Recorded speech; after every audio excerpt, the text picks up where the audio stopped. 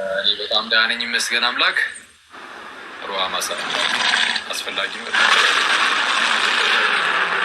አያስፈልግም ግን ነገሩ። እሺ ኤኒዌይስ እንዴት አላችሁ እናንተ ሰዎች?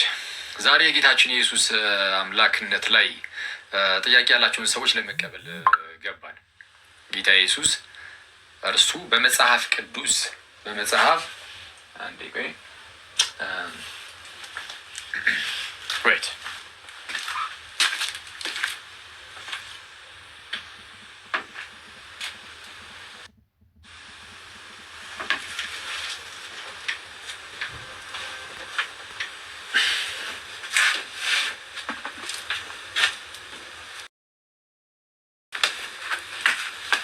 እሺ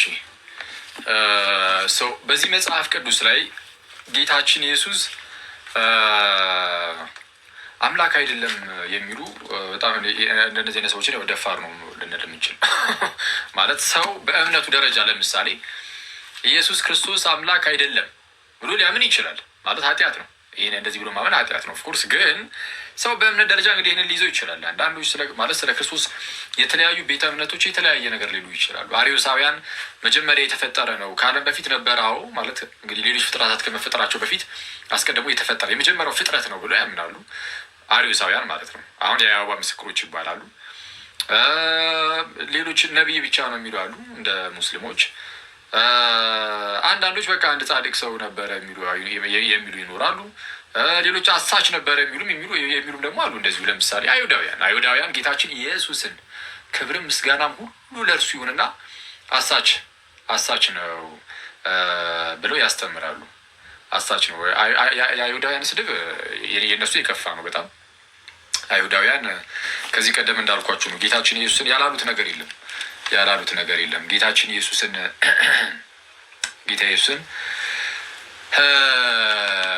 በጣም እኮ የሚገርመው ለማለት ራሱ ይከብዳል። መጽሐፍ ቅዱስ ላይ ተጽፎ ራሱ ለማለት ራሱ ይከብዳል። ክብርም ምስጋናም ሁሉ እርሱ ይውሰድና ደግሞ የተገባውም ነው እና ጌታችን ኢየሱስ አምላካችን ፈጣሪያችን መድኃኒታችን ኢየሱስ ክብርም ምስጋናም ኃይልም ሁሉ የተገባው ነው እና ግን ጋኔን አለብህ ብለውታል። እኔ በጣም ነው ክርስቶስን ይሄ እንደሚያስገርመኝ በስመ አብ አስባችሁታል ጋይስ? ጋኔን አለብህ ብለውታል ጌታችን ኢየሱስን ጌታችን ኢየሱስ ክርስቶስን ሰይጣን አለ። ኧረ በቅዱስ ሚካኤል በጣም አስቸጋሪ ነው እና አይሁዳውያን በዚህ ደረጃ ነው ክርስቶስን የተዳፈሩት። በዚህ ደረጃ ክርስቶስ ላይ የስድብን ነገር የተናገሩ ሰዎችም አሉ እና ኤኒዌይስ ከክርስቶስ ጋር በተያያዘ የተለያየ ነገሮችን ይናገራሉ። ጌታችንም በዚሁ ምድር ላይ እያለ ባይዜ ግን ይሄ አሁን ያሉትን ሰይጣን አለብህ ያሉትን ማለት ነው ከእነሱ መዳፈር በላይ ክርስቶስ ለኛ ያደረገው ነገር በጣም ይመስለንጋል። እንዲህ አንተ አስበዋል? ያንን የሚያህል ኃያል አምላክ ኃያል ጌታ መጥቶ ሰይጣን አለብህ እስኪባል ድረስ በዘርጃ ራሱ ዝቅ አድርጎ እንትን ሲል ማለት ነው ሲቀርበን አስበዋል? ስለ እኛ ዝቅ ብሎ የባሪያን መልክ ይዞ በጥፊ እስኪመታ ድረስ እንደዛ መሆኑ ብቻ አልበቃውም።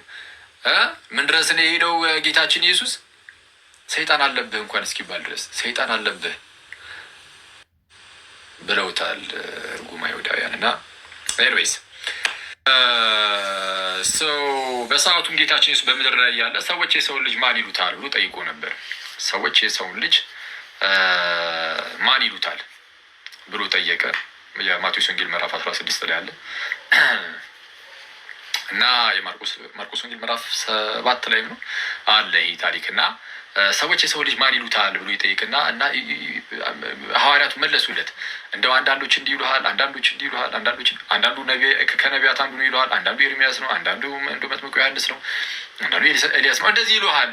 ኦኬ እናንተስ ማን ትሉኛላችሁ ብሎ ጌታችን የእነሱን እምነት ሲጠይቀን ያለን የሐዋርያቱን እምነት ማለት ነው። እና ብዙ ሰዎች ከሐዋርያት ውጭ ያሉ ሰዎች በሰዓቱ ስለ ጌታችን ኢየሱስ የተለያየ የተዘበራረቀ አስተሳሰብ ነበራቸው።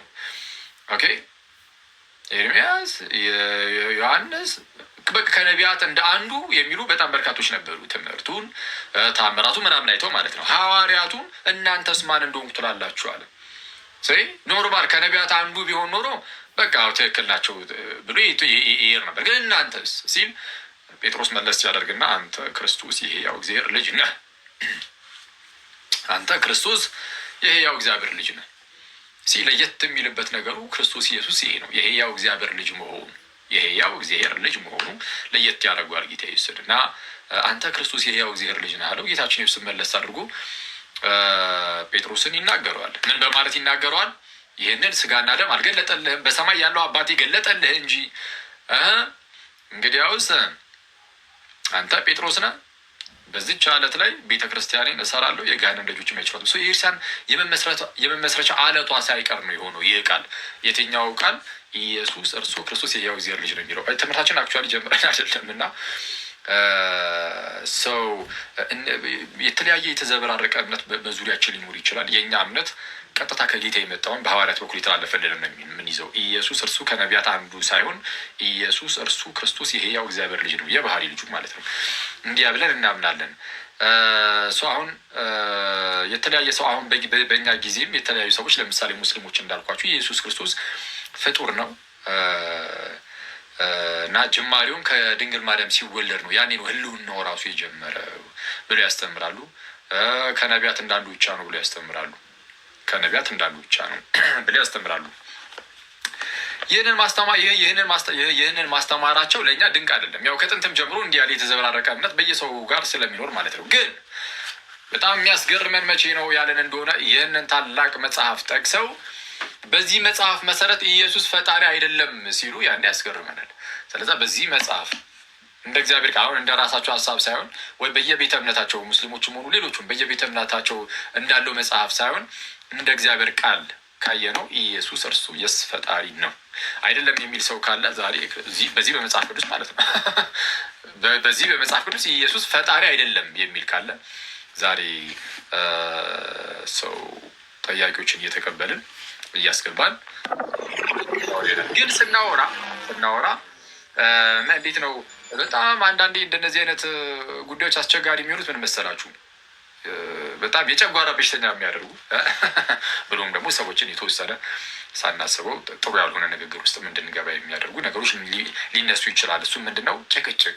በጣም ጭቅጭቅ ሊበዛ ስለሚችል ምንድን የምናደርገው አንድ ሰው እናስገባና ለአንድ ሰው 10 ደቂቃ በጣም ከበዛ 15 ደቂቃ ብቻ ነው የምንሰጠው። በዛ በ10 ደቂቃ እና በ15 ደቂቃ ውስጥ ተነጋግረን እንጨርሳለን። ከዛ ባለፈ የሚሆነው ምንድነው? ንትርክ ብቻ ነው። ንትርኩን አልፈልገውም። እውነቱን ለመናገር እዚህ ጋር ማለት እዚህ እንግዲህ ካሜራ ፊት ስንመጣ የምንመጣው የእግዚአብሔርን ቃል ለመናገር ነው። የእግዚአብሔርን ቃል ስንናገር ደግሞ ለመነታረኪያነት ልንጠቀምበት አይደለም። እሱ እኛም አንፈልገውም አይደለም። ለእግዚአብሔር ቃል ልንሰጠውና መነታረክን እኛ ራሳችን ያደክመናል ማለት አንፈልገውም። መነታረኩን ሰው 10-15 ደቂቃ በተረጋጋ ስፒሪት ሆነን ለመነጋገር እንሞክራለን። ደግሞ እግዚአብሔር መንፈስ ቅዱስ እንደሚረዳን አምናለሁ። ሰው ጥያቄ ያላችሁ ሙስሊሞች ወይም የይሖዋ ምስክሮች የኢየሱስ ክርስቶስ ፈጣሪነት ላይ ኢየሱስ ክርስቶስ ፈጣሪ አይደለም የምትሉበትን የመሞገቻ ሀሳብም ካላችሁ ይዛችሁ መታችሁ አረ ክርስቶስ እርሱ ፈጣሪ ነው የሚለውን በዚህ መጽሐፍ የምናይ ይሆናል። ጥያቄ አለኝ የምትሉ ሙስሊሞች እና የይሖዋ ምስክሮች ለዛሬ ለሁለቱ ነው እድል የምንሰጠው። ሙስሊሞች እና የይሖዋ ምስክሮች ጥያቄ ያላችሁ ጥያቄ አለን ማለት ትችላላችሁ። ሙስሊሞች እና የይሖዋ ምስክሮች ብቻ። እሺ፣ ሌሎቻችሁ ለጊዜው አረፍ ትላላችሁ። ማማይ ስርዓት። እሺ፣ ሙስሊም ነኝ ትላለች። እሺ፣ የክርስቶስ ፈጣሪነት ላይ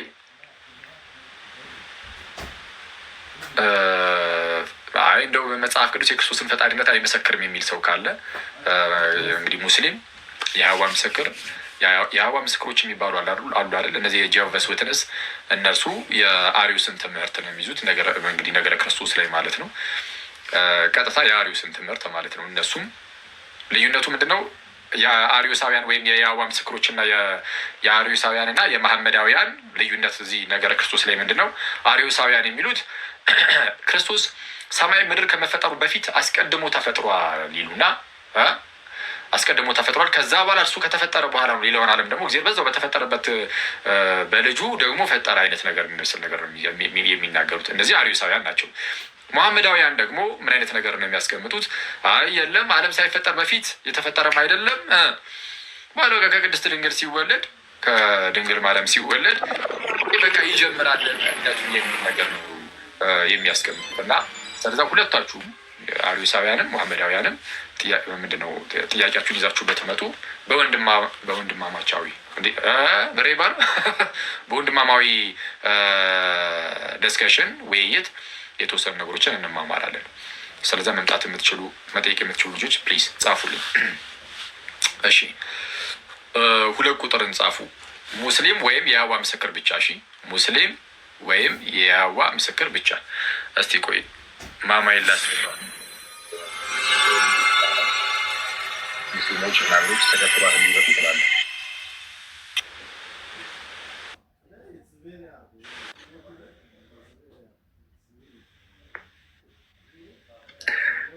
እሺ እነዚህ አይ ቲንክ እሺ እስልምና ላይ የሚሰሩ ናቸው። እንግዲህ እነዚህ ወመኔዎች ከጎን የመታያቸው ማማይ እና ኒኮስ ጣጣን ሰው እንኳን ደህና መጣችሁ እናንተ ሰዎች።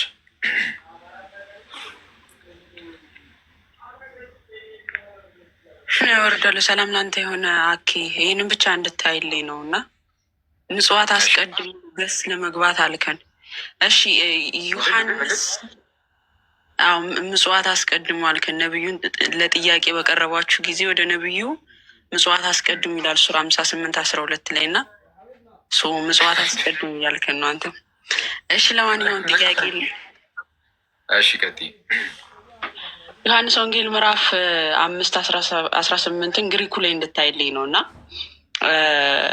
አባቴ እስከዛሬ ይሰራል እኔም እሰራለሁ ብሎ ሲናገር እንግዲህ ሰንበትን ስለሻረ ብቻ አይደለም፣ ነገር ግን ራሱን ከእግዚአብሔር ጋር አስተካክሎ ይሄ ማስተካከል የሚለውን ከፊልጵስዩስ ምዕራፍ 2:6 ጋር ቃሉ የሚለው ቃል ጋር ይገናኛሉ የሚለውን ልጠይቅ ነው። ማለት እንግዲህ ሰንበትን ስለሻረ ብቻ አይደለም፣ ነገር ግን ደግሞ ራሱን ከእግዚአብሔር ጋር አስተካክሎ ነው የሚለን እና ፊልጵስዩስ ምዕራፍ 2:6 ላይ እርሱ በእግዚአብሔር መልክ ሲኖር ሳለ ከእግዚአብሔር ጋር እርሱ በእግዚአብሔር መልክ ሲኖር ሳለ ከእግዚአብሔር ጋር መተካከልን መቀማት እንደሚገባ ነገር አልቆጠረው ማለት የሚለው ይሄ መተካከልና እዚህ ጋር አስተካክሎ የሚለው ቃል ተመሳሳይ ነው ግሪኩ ላይ።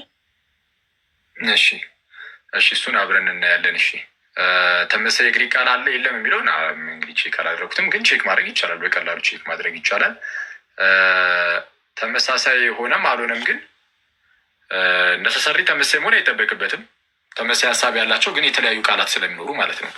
ያም ሆነ ግን እናየዋለን፣ አብረን እናየዋለን ከነ ትርጉማቸው ማለት ነው። እሺ ኒኮስ ጣጣን ሰላም ለአንተ ይሁን። እናንተን ተከትለው እንዲመጡ ነው ባይዚው ሙስሊም ወንድሞቻችን።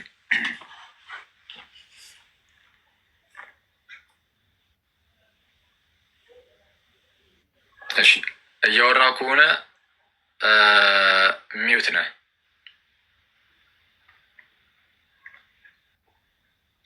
ኦኬ አሁን ሊልሽ ማማይ ይመስገን አምላክ። እሺ አይልሻለሁ ስልክ ዜር ይመስገን። ያው አንዴ ኦኬ ይሰማል ነው ኔትወርክ ምናልባት እያዘኝ ነው። ይሰማል ቀጥል። ኦኬ ያ የክርስቶሎጂ ላይ ሙስሊሞች ያላቸው እና ኤሪያኒዝም ያላቸው አመለካከታቸው አንድ ነው። ቺዝ አንድ ነው ስንል ያው ሞር ኤክስፓንድ እንዳይሆን በአጭሩ አንተ እንዳልከው ክርስቶስ የተፈጠረ አምላክ ነው የሚሉት አርዮሳውያን ሙስሊሞች ኢቨን የእሱን ዲቪኒቲ ክሌም አያደርጉ ምናምን እና አንድ ኮንቴክስቹዋሊ ስናያቸው ትንሽ ከበድ የሚሉ ጠጠር የሚሉ የመጽሐፍ ቅዱስ ክፍሎች አሉ። ያው የእሱን ዲቪኒቲ እንዳይቀበሉ የሚያደርጉ ምናምን ማለት ነው። ለምሳሌ ክርስቶስ ራሱ በገዛ አንደበቱ ማቴዎስ ወንጌል ላይ ነብይ ብሎ ራሱን ጠርቷል አይደለ? ነብይ በገዛ ሀገሩ ካልሆነ በቀር አይከበርም ብሎ የተናገረበት ክፍል አለ። ሌላ ደግሞ አንዳንድ እስራኤላውያን አይ ቲንክ ማቴዎስ ወንጌል ምዕራፍ 13 ላይ ይህ በእውኑ ወደዚህ ወደ ዓለም ይመጣል የተባለው ነብይ ነው ብሎ የተናገሩትም አለ። የዮሐንስ ወንጌል ምዕራፍ 4 ላይ ደግሞ ነብይ እንደሆንክ አያለው ብላ ደግሞ ሳምራዊቷ ሴት ክሌም እንዳደረገች እናያለን አይደለ? እና ያንን ኢየሱስ ክርስቶስ እንትን አላደረግም ማለት አልተቃወምም ምናምን አሁን ብሎ እንደውም ሲያጸና ነው የምናየው ነብይ መሆኑን ነብይ እንደተባለ ማለት ነው። እና እንደዚህ አይነት ዲፊከልት ቴክስቶችን ብታያቸው አሁን ላይ ማለት ነው። አሁን እና አንዴ አይ ቲንክ እንትን ይመስለኛል የክርስቶስ ቆላሲስ ላይ ይመስለኛል አይደለ? የፍጥረት ሁሉ በኩር ነው ወይም ደግሞ የፍጥሯን ሁሉ በኩር ነው የሚለውና የዮሐንስ ራእይ ላይ ክርስቶስ የፍጥረታት ሁሉ መጀመሪያ ነው ይላል። አይ ቲንክ የአንዴስ ነው የሚታየው የፍጥረት መጀመሪያ ነው የሚለው ማለት ነው። ከምን አንጻር ነው የሚታየው የፍጥረት መጀመሪያ ሲል? ያቺን መያዝ ነው። አመሰግናለሁ ስላስገባኝ። እሺ ኒኩስታታን እናያቸዋለን። አሁን ያነሳሃቸውን እያንዳንዱን የመጽሐፍ ቅዱስ ክፍል እናያለን። የሚገቡ ከሆኑ እነሱ እየጠየቁ ቢመለስላቸው አሪፍ ነው። ግን እስከሚገቡ ድረስ ግን አሁን ያነሳሃቸውን ማየት እንችላለን። የማማይንም አሁን እያየሁልሽ ነበር እና ምንም ኢሶስ የሚለውን ቃል ነው የሚጠቀመው እና ሰው ተመሳይ ነው። ዮሐንስ ወንጌል ምዕራፍ 5:18 ላይ ሰንበትን ስለሻረ ብቻ አይደለም ይልቁንም ራሱን ከእግዚአብሔር ጋር አስተካክሎ ወይም እኩል አድርጎ እግዚአብሔር አባቴ ነው ስላለ አይሁድ ሊገሉት ይፈልጉ ነበር የሚለው ላይ ራሱን ከእግዚአብሔር ጋር አስተካክሎ እኩል አድርጎ ነው የሚለው። ፊልጵስዩስ ምዕራፍ 2:6 ላይም እርሱ በእግዚአብሔር መልክ ሲኖር ሳለ ከእግዚአብሔር ጋር እኩል መሆንን መተካከልን መቀማት እንደሚገባ ነገር አልቆጠረም ይላል። ከእግዚአብሔር ጋር ምን መሆንን? እኩል መሆንን ወይም መተካከልን ይላል። ሁለቱም ጋር ተመሳሳይ ኢሶስን የሚጠቀመው ማለት ነው። ባጭሩ ተመሳሳይ ነው። አመሰግናለሁ። እሺ ማማዬ። ኦኬ የኒኩስጣጣንን ከመመለሴ በፊት አሉ ሰዎች ቆይ አንዴ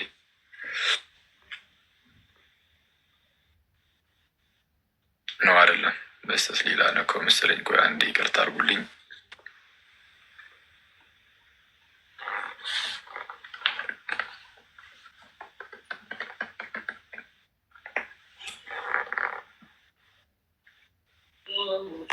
እሺ ሰላም ለአንተ ይሁን አቡሂባ፣ እንደምን አለ?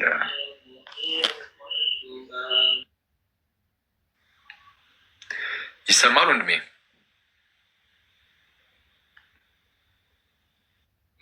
እሺ እንዴት ናችሁ? ሰላም ነው ይመስገን። ታክ ሰላም ለአንተ ይሁን። እንኳን ተመጣ። ኦኬ መልካም። ያው ጥያቄ ለመጠየቅ ነው የመጣሁት። ማለት ያው አንተ መጀመሪያ እንዳልከው ለመጨቃጨቅም ሆነ ለመከራከር አይደለም። ዙሪያው እኛ ሙስሊሞች በኢየሱስ ላይ ያለን እምነትም ያው እናንተ ያው ቅድም ተናግረሃል አንተም። ግን እኔ አሁን ጥያቄ የሆነብኝ ለእናንተ ነው። እሺ የክርስቶስ ፈጣሪ ላይ ያለ ጥያቄዎችን ከመጽሐፍ ቅዱስ አስቀምጥልን። ኦኬ እሺ ከቻልክ በሰፊው አድርገኝና ማሳየት እችላለሁ፣ ወይም ደግሞ እንትን ምዕራፎችን ገጾችን እየነገርኳቸው ያ ከምን አንጻሩ እንደዛ የተባለው የሚለው ኦልሬዲ አራት ብቻ ስለሆነ ከፍተውም። እሺ ቀጥል፣ ክፈቱና አሳይ። ያው ጥያቄው ምንድን ነው? በእኛ በእስልምና ኢሳ አለይሂ ሰላም ሰላም በሱ ይውረድና ነብይ እንጂ አምላክ እንዳልሆነ እናምናለን። ግን መጽሐፍ ቅዱስም ብዙ ቦታዎች ላይ አምላክ እንዳልሆነ ይናገራል። ከነሱም መካከል አንዱ ዘፍጥረት 35:11 ላይ ምን ይላል? እግዚአብሔርም አለው ሁሉን ቻይ አምላክ እኔ ነኝ ብዛ ተባዛም ይላል። አንደኛ ማለት ነው። 1 3 4 ልጥቀስልህና እነሱን ታበራራለኛለህ። እዚህ ጋር ኢየሱስ ክርስቶስ አምላክ አይደለም ይላል ነው።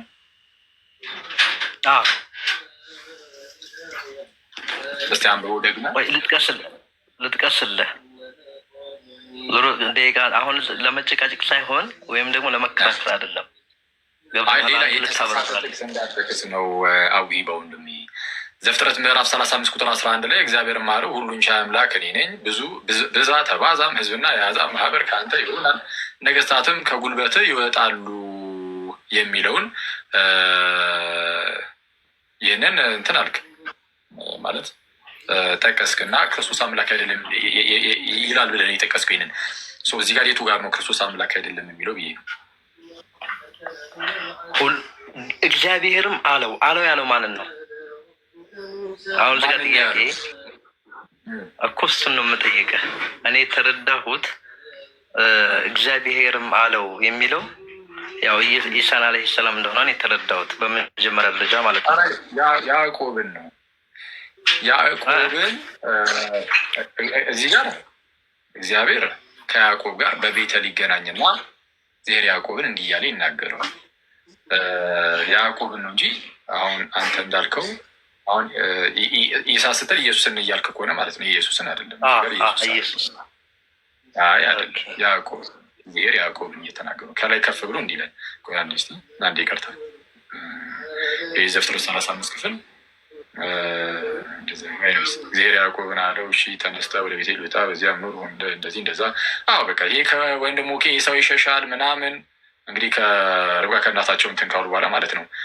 እሺ እያለ ሄድና ቁጥር 10 ላይ እግዚአብሔርም ስምህ ያዕቆብ ነው ከእንግዲህ ወዲህ ስምህ ያዕቆብ ተብሎ እንግዲህ ወዲህ ስምህ ያዕቆብ ነው ከእንግዲህም ወዲህ ስምህ ያዕቆብ ተብሎ አይጠራ፣ ስምህ እስራኤል ይባላል እንጂ አለው።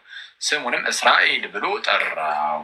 እግዚአብሔርም አለው ሁሉን ቻይ አምላክ እኔ ነኝ፣ ብዛ ተባዛ፣ ሕዝብና የአሕዛብ ማህበር ከአንተ ይሆናል፣ ነገስታትም ከጉልበት ይወጣሉ። ለአብርሃምና ለይስሐቅም የሰጠኋትን ምድር ለአንተ እሰጥሃለሁ፣ ከአንተም በኋላ ለዘርህ ምድሪቱን እሰጣለሁ ይላል።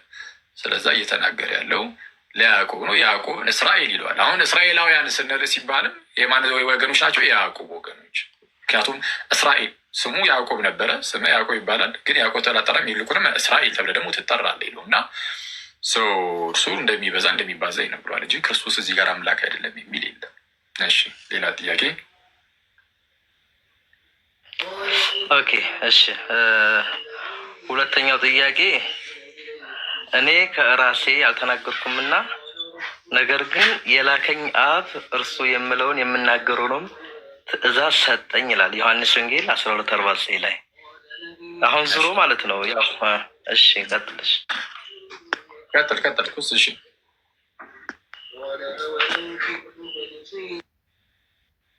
ቀጥል እንደዛ አለ። ስለዛ ምንድን ነው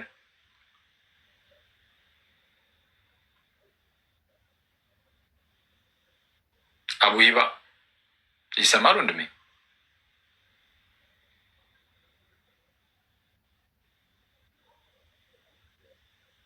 አቡይባ እያወራህ ከሆነ ሚዩት ነህ።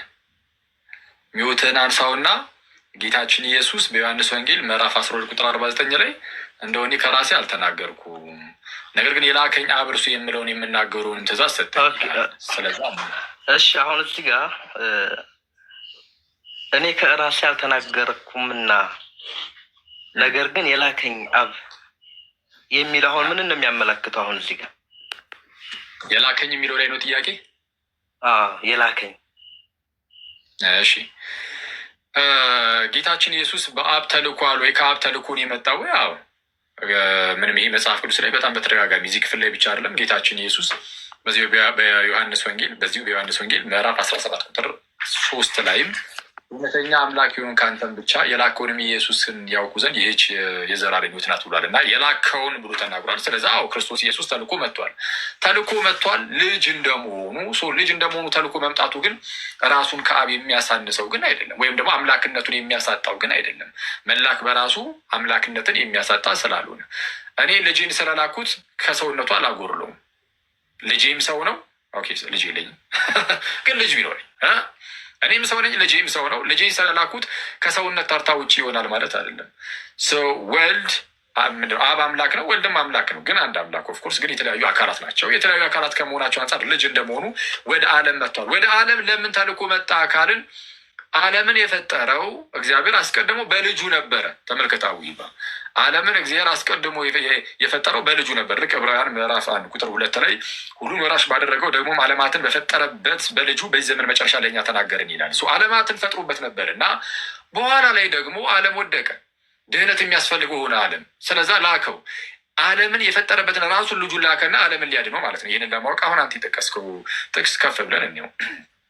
ቁጥር 46 ጀምሮ በእኔ ከቁጥር 45 ጀምሮ እንየው። እኔንም የሚያይ የላከኝን ያያል ይላል። እኔን የሚያይ አብን ያያል። አሁን እንደዚህ ብሎ በድፍረት መናገር የሚችል ራንደም ፍጡር አለ? የለም።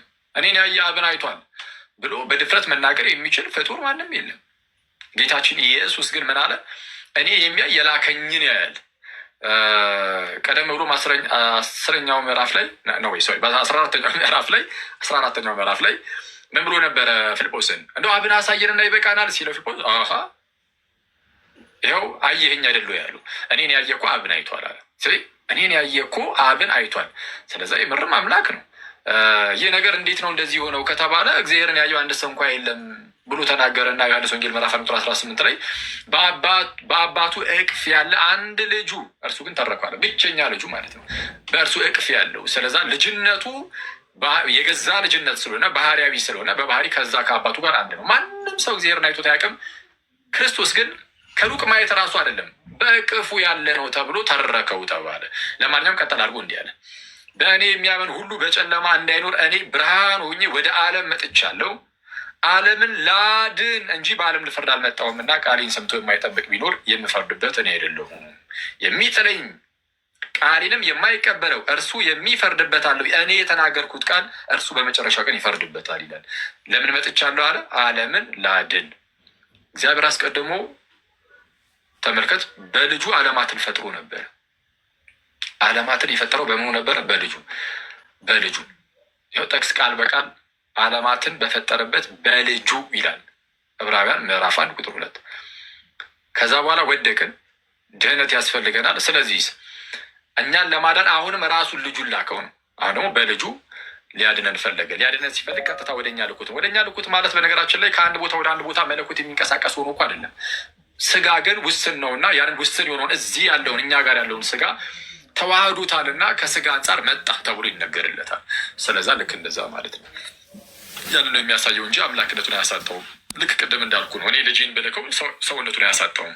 አብ ወልድን ላከ ማለት የወልድን አምላክነት የሚያሳጣ አይደለም። መቼ ቀጠላ ቡሂባ አይ ኦኬ፣ ያው በከፊል ማለት ያው አንተ እንደተረዳኸው ብዙ ዲቴይሊ እንትን አልልም ማለት እውቀቱም ሎጂካሊ እውቀቱም ስለሌለኝ፣ ግን በዚህ ጉዳይ ለምንድን ነው እነ ሁሱ ጋርም ሆነ ኡስታዝ መሐመድ ከድር እና አንዳንድ ኡስታዞች አሉ ዙራ ሆኔ ስገባ ያው ያየሁትን የነገርኩ እንጂ እውቀት የለኝም። በእስልምናው ላይ ከፊል ሊኖረኝ ይችላል፣ ግን በዚህ በክርስትናው ዘንድ ሎጂካሊም ዲቴይልም እውቀት ስለሌለኝ ለምንድን ነው ተወያይታችሁ ወደ የሆነ ነገር እንትን የማትሉት? እናንተ በአቋማችሁ እኛም በአቋማችን ማንጸናበት ምክንያት ምንድን ነው? አሁን ላይ እየተደረገ ያለ መበሻሸቅ፣ መከራከር፣ እንደውም አልፎም ጥላቻ ነው እየተካሄደ ያለና ጥያቄ ብዙ ነበረ። እሱን እንትን አለ፣ ግን እንደ ጥያቄም ነገር አሁን ከሳምንት በኋላ ኦልሬዲ የሚገባ ይመስለኛል። ሁሱ ወይም ደግሞ መሐመድ ሲራጃል ብዙ ልጆች አሉ ማለት እንደው ስርዓት በሰፈነ መልኩ ለምንድን ነው መወያየት የማትችሉት? ይህን ልጠይቅ ነው። እሺ ኦኬ፣ እሺ እግዚአብሔር ያክብርልን። በክርስትና መበሻሸቅ ምናምን አይፈቀድም። ይህ ነው። ግን ሁላችንም ሰው ነን እና አንዳንድ ጊዜ እንደዚሁ በቃ የማይሆን ነገር ስናይ መበሻሸቅ የሚመስል ነገርን ልናደርግ እንችላለን ሰዎች ስለሆነን እንጂ በክርስትናችን ይህንን አይፈቅድልንም፣ መበሻሸቅን ማለት ነው። እያንዳንዱን ነገር በየዋህነትና በፍርሃት እንድናደርግን የታዘዘ ነው። ልክ እንደ ጴጥሮስ ምዕራፍ 3 ላይ እንደተነገሩ ማለት ነው። ከዚህ ቀደም አንስተን እንዳየ ነው በእናንተ ስላለው ተስፋ ለሚጠይቋችሁ ሁሉ ዘወትር ለመመለስ የተዘጋጃችሁ ሁኑ ይልና ነገር ግን በየዋህነትና በፍርሃት ይሁን ነው የሚለው። ስለዛ እንደዛ ነው ልናደርግ የሚገባው። እንደዛ እንዲሆን ያው ጥንቃቄ ይፈልጋል። ዲስከሽን ሰዓት ጭቅጭቅ ሲበዛ ቶሎ ማቋረጥ ይሻላል። ምክንያቱም ወደማይረባ ነገር ሊኬድ ስለሚችል ማለት ነው። ያም ሆነ ግን ያው አንዳንዴ ያው እንትን ልንል እንችላለን። ስታውትና አሁን ያልከው ግን ይሄ ከኡስታዞች ጋር ለምን አትወያዩም ላልከው ነው ያያል ይቻላል። ከዚህ ቀደም ለአንድ ወንድም አቅርቤ ነበረ፣ የውይይት ጥሪ አቅርቤ ነበረ። ምናልባት እስቲ አስፈላጊ ከሆነ አስብበትና ያኛው ስላልመለሳለ እንግዲህ ለሌላኛው ኡስታዝ ለማቅረብ እሞክራለሁ ጌታ ከረዳን። ግን እንደዛ ለማድረግ እንሞክራለን። ከዛ በዘለለ ግን ልክ እንደዚህ ደግሞ እየመጣችሁ ጥያቄ ያላችሁን ደግሞ መጠየቅ ይቻላል። በሰላም በፍቅር ደግሞ እንደዚህ እንጠያየቃለን። እግዚአብሔር ያክብርልኝ። አሁን እዚህ ጋር ጥያቄ እንትን አንድ ጊዜ ይቅርታ ጋር ማለት ነው። እሺ የመጨረሻ ጥያቄ ያው አንተ ጸባይም ጥሩ ስለሆነ ከ10 ደቂቃ በላይ ወደ 12 ደቂቃ ተጠቅመሃል። እሺ የመጨረሻም ጥያቄ እንትን ነው አሁን ማለት ከሁሉም ችግር ያየሁት ከእናንተም በኩል ከእኛም በኩል ያው እኔ ቤት መጥቶ ይጠይቅ ነው ብዙ ማለት ነው። እና አሁን እንደ ሀገራችን ላይም ያው የተከሰተ የሆነ ነገር አለ። በእኛ በነቢያችን መሐመድ ዓለይሂ ሰላቱ ወሰላም ላይ የነበረውን ዘመቻ ሁሉም ነገር ይታወቃል። እና አሁን በዚህ በኩል ለምን የሆነ ከሁለቱ ገለልተኛ የሆነ አካል ተመርጦ ማለት ሰላማዊ በሆነ ፍቅር ብትወያዩ ነው የምለው እኔ። ይቻላል። እስቲ አሁን አንተን የሚቀርቡ ከሆነ እስቲ አቡ ሂባ እንግዲህ እሺ እንደዚህ እናደርግ። ማን ያልካቸው ሁሱ እና መሐመድ ከድር ነው ያልከው እና ሁለቱም በቃ ለሁለቱም እዚሁ ኦፊሻል ያቀረብኩኝ። እሺ ከሁለት አንዳቸው ሁሱ የሚባለው ወንድም ኡስታዝ ወይም ደግሞ መሐመድ ከድር የሚባለው ኡስታዝ ከሁለት አንዳቸው የክርስቶስ አምላክነት ላይ በመጽሐፍ ቅዱስ መወያየት ከፈለጉ አለውኝ። ይኸው አንተ የምትቀርባቸው ከሆነ ነገራቸው እና እኔ ጋር መጥቶ አይደለም የሚጠይቁት። በቃ በኮ ውስጥ እኔም ባለሁበት እነሱም ባሉበት ሆነው ማውራት እንችላለን። ኦፊሻሊ ይህንን አቅርብ ያለው ስለዚህ አድርሱላቸው። በአደባባይ በ4,000 ሰው ፊት ነው ያልኩት። ሪከርድ ተደርጎም ይደርስላቸዋል። አንተም ደግሞ ነገራቸው በመከባበር በተቻለን አቅም እንግዲህ ለመወያየት እንሞክራለን ማለት ነው። ስለዛ መልካም። እሺ፣ አመሰግናለሁ። መልካም። እሺ አዊባ። እሺ ሙጂብ ኡስማን፣ ሰላም ለአንተ የሆነ ወንድሜ። ሰላም ነው። ማን ነበረ? ያ ክርስቶስን የሚሳደበው ሰውዬ እኮ ነው በጌታ ስም። ኧረ በቅዱስ ሚካኤል አውቀዋለሁ። ከኔ ጋር ራሱ አውርቶ ያውቃል በፊት ቴሌግራም ላይ ያለን። እሱ አስቸጋሪ ነው፣ በስድብ ነው የሚታወቀው። ግን እስቲ ያው ሁለቱን ውስታዞች ስለጠራ ሄድንበት። ኤንዌይስ እስቲ እናያለን። እሺ ሰላም ለአንተ ይሁን። እንኳን ደህና መጣ ሙጂብ። እንኳን ደህና ቆያችሁ። ሰላም ነው። እሺ የጌታችን የክርስቶስ ኢየሱስ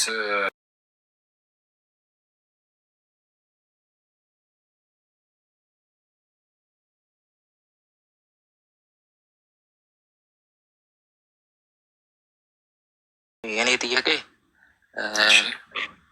ኢየሱስ የእግዚአብሔር ልጅ ነው ብላችሁ ታምናላችኋል?